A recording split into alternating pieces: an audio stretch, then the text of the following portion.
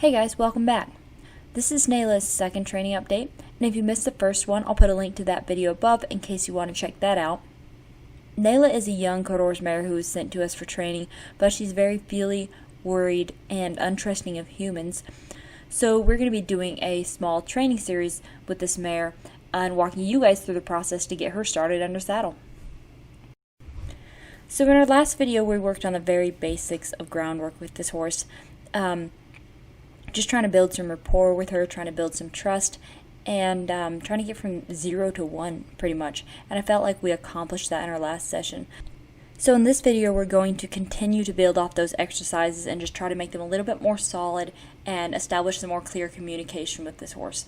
Right now I have her moving around a little bit, and I can tell that she's pretty relaxed, so I'm not asking her to move up and forward.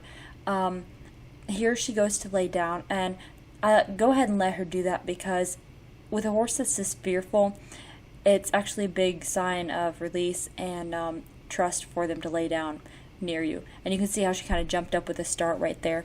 I'm just going to gently send her back off again. But again, with a horse like this, if they want to slow their feet down, if they want to take those moments, if they want to do something spontaneous and lay down, I'm going to be okay with that. I'm not going to overcorrect for something like that. You can see she's getting a little bit more spunky here. And again, I'm just gently going to that rib cage and saying, please soften up. I'm going to ask her to soften up and get a little bit more serious. If that nose goes to the outside, I gently pull my hand toward me, bring my elbow toward me, tighten that rope up, and go to the hip at the same time. Push that hip out. There we go. I'm going to ask for disengage and let her stand there. Go ahead and go to the right now. And again, you can see how I'm really pushing that hip this time. And you can see how much better she is. It's so much more solid. I'm going to go ahead and kind of warm her up here and just kind of test the water, see where she is at, so I know what things we need to work on more of here. Going back to our desensitizing exercise here, you can see just how much more relaxed she is. It's unbelievable the amount of progress she made in that last time.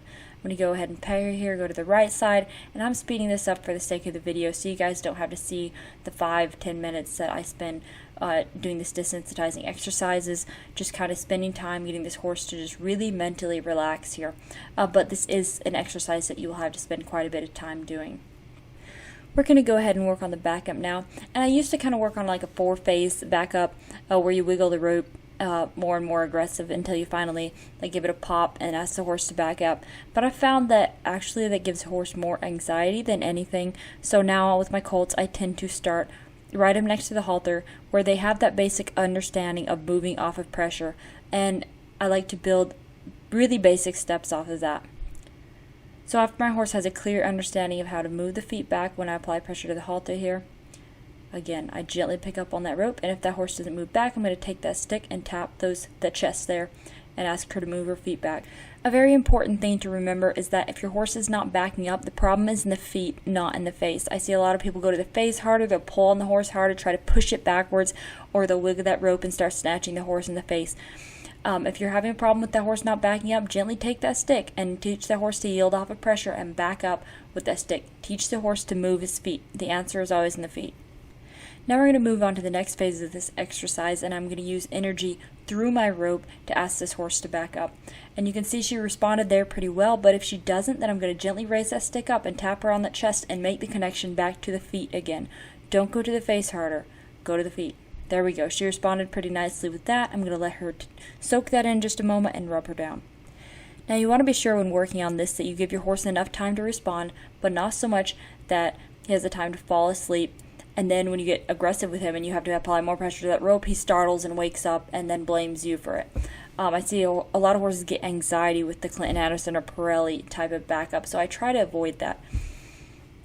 We're going to move on here, and like I mentioned in my last video, she had a really big problem with me petting her on her body. She did not like contact. She doesn't even like me to get close to her. I definitely cannot rub up against her. So we're going to go ahead with that stick first and use it as an extension of my arm, and I'm just going to go ahead and get her used to being rubbed all over here. You can see that tail kind of twitches quite a bit, and we do have flies out there, but she's also pretty worried about what's going on. You can see the eye is watching me very closely and the ears back, paying attention to what I'm doing.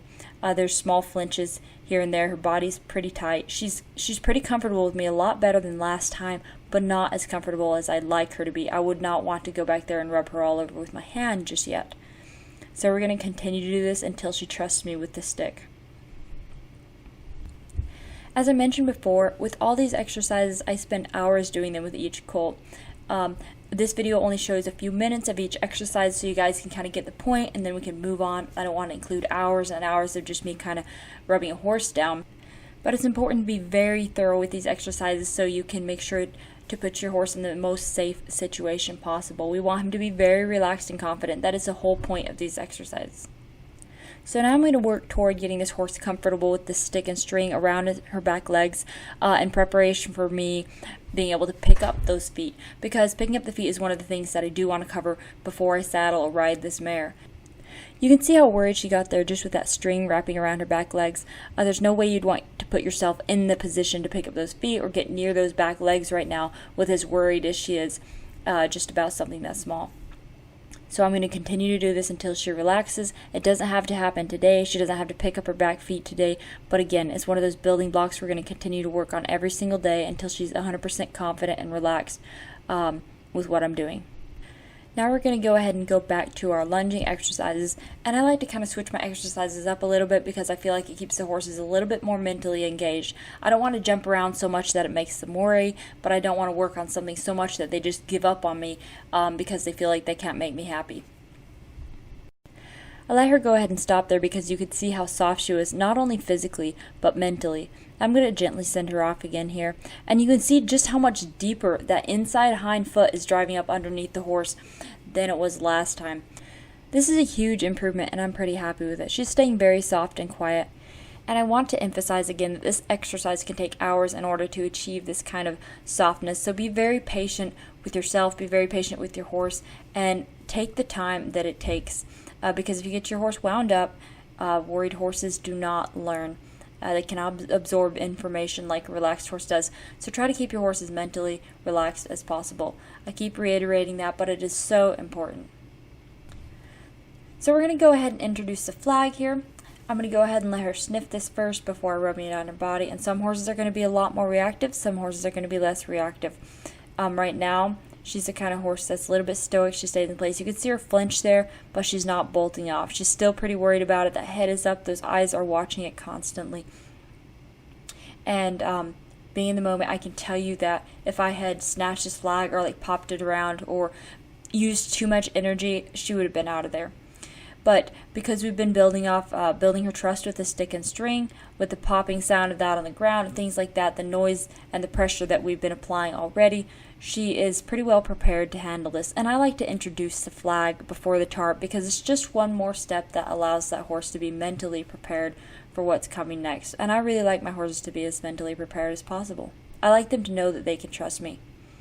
So the more things I can introduce that teach them they can trust me, the better. We're going to go ahead and run it around her hip, and she's handling it very well. I was very proud of her here. You can see she still doesn't like it around her front legs there. That's a very touchy spot for her. She's probably going to be one that does not enjoy being cinched, does not enjoy being saddled. Because she's so protective of that spot there. I'm just going to keep coming down there, and then I'll leave before she has the chance to give me the wrong answer.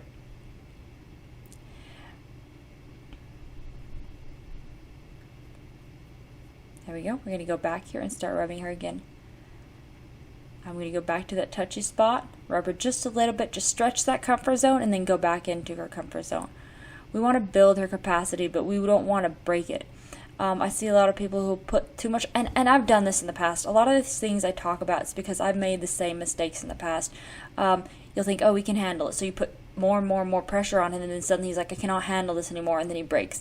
And then you have all these steps to undo and build that trust back up. So I try to stay in my horse's comfort zone and just gently stretch that every now and then to build his trust in me. You can see how watchful she is there of that flag there. And this is making a lot of noise. Again, my audio is messed up, so I wasn't able to include that on this video. I did get it fixed in later videos, so I apologize for that. But it looks like that concludes this session. I want to thank each of you so much for watching, and I hope that you'll subscribe to our channel to follow Nayla's journey. We'll see you next week.